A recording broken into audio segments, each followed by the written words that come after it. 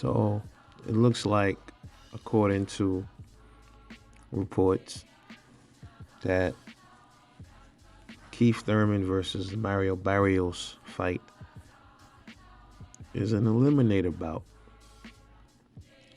So whoever wins this fight will be in line to fight Errol Spence Jr. And it's getting a lot of people in the boxing community scratching their head. They're like, okay, how is this possible?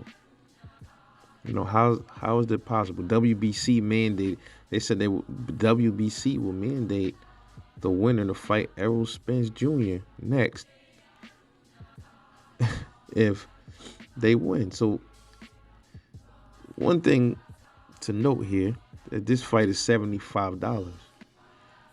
A clear indicator that the PBC is in dire financial trouble, and they're trying to slap together any pay-per-view they can to try to get some money. That's what it is. Because we all know that this Keith Thurman versus Mario Barrios fight is not pay-per-view worthy. And even if it was, it ain't worth no $75. I'd say $39.99, $29.99. These are dudes that are coming off losses. You got Keith Thurman coming off of a severe layoff after getting beat by Manny Pacquiao, got his belt taken away. Then you got Mario Barrios that just got knocked out by Tank Davis. A smaller guy came up and knocked him out. Took his WBA regular title. So these guys both coming off losses, man. Mario Barrios' loss is a little bit more worse because he lost to a smaller dude and he got knocked out. His didn't even go to the cards. At least Keith Thurman could say, man, I got beat by Manny Pacquiao, man. He the first one to put me down. A legend, a living legend in the game. Tank ain't no fucking legend. But for some reason, these two dudes are in line to fight Errol Spence, man, for his WBC strap. How is that even possible? We're not behind the scenes, but we can all speculate a lot of things. How close is Mario Barrios with Suleiman? Ain't Suleiman Mexican? Ain't Barrios Mexican? How close are they? What's going on here? How two dudes that come off losses get the hop skip over everybody else? Mario Barrios never even fought at 147, man. And he's already ranked. Yeah, he's ranked he's number 8 ranked in the WBA. So, yeah, it's not the WBC. I'm not understanding how this is all playing out. How is it working the way it... Because he's ranked in the WBA, right? He's not... I don't see where he's ranked in the WBC unless I'm overlooking. I'm looking now at the rankings.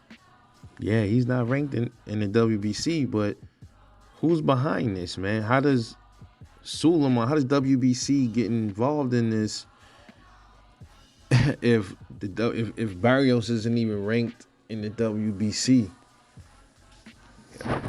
It's not making much sense because Keith Thurman isn't even ranked. I'm looking here at the rankings. I don't see Keith Thurman even ranked anywhere in any of the sanctioning bodies. I don't see him. Unless I'm overlooking it, unless I can't read or some shit. I can't see. I see Barrios up there, though, number 8, ranked in the WBA. So what's going on? Is it Al Heyman doing some underhanded stuff with Mauricio Suleiman?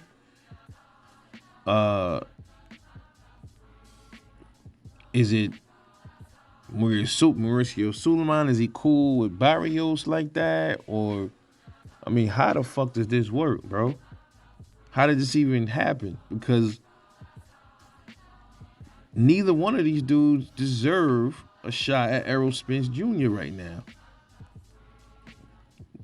They coming off losses, especially Mario Barrios. If anybody, I would say Keith Thurman, but I would love to see him fight Spence. Not now though, but if anybody would have been more deserving, it would have been Keith Thurman. He put in work in that welterweight division. Mario Barrios ain't put in no work. That's crazy. Barrios ain't put in no real work at all. No work at all. Actually, he put in no work. He never fought at this division. So now he's in line. But when you look at it though, Mario Barrios is ranked in the WBA. The real champion in 147 that has the real WBA is Yordenis Ugas. So you can look at this thing in so many different ways. You could look at it like the fix is in. Like I have been telling people that the fix is probably already in. They know Errol's gonna get that WBA strap, and they're gonna try to line up some shit where Errol gets WBA, and then whoever wins between Barrios and Thurman, they get a shot at 3 belts. And likely, it'll probably be Keith Thurman to get a shot at Errol Spence. But then Errol Spence said he don't want to fight Keith Thurman. So this is going to get interesting. Okay, Errol, then that's when Errol's going to be having some real choices to make here, because if you don't want to fight Keith Thurman, if WBC is mandating you to fight the winner of Barrios and Thurman, and Keith Thurman ends up being the winner of that fight, and you gotta face him, then it's either you don't want to fight Keith Thurman and you turn it down, or you are going to have to fight Terrence Crawford. So I had said a while ago Keith Thurman was going to be a wrench thrown into this equation, and that's exactly what it's looking like. But see, whoever has something to do with this don't even realize that they're backing their boy Errol Spence into even more of a corner now. See, they thinking this in-house shit they want to do is in, but they don't realize, man, now it's putting more pressure on Errol Spence to really stud up right now, because he's gonna have two walls closing in on him. It's like, okay, you fight Keith Thurman, because I'm telling you, Keith Thurman's he's gonna knock Barrios out, man. That's going to happen. That's just my prediction on that. He beats Mario Barrios. See, he's gonna be waiting there to fight Errol Spence.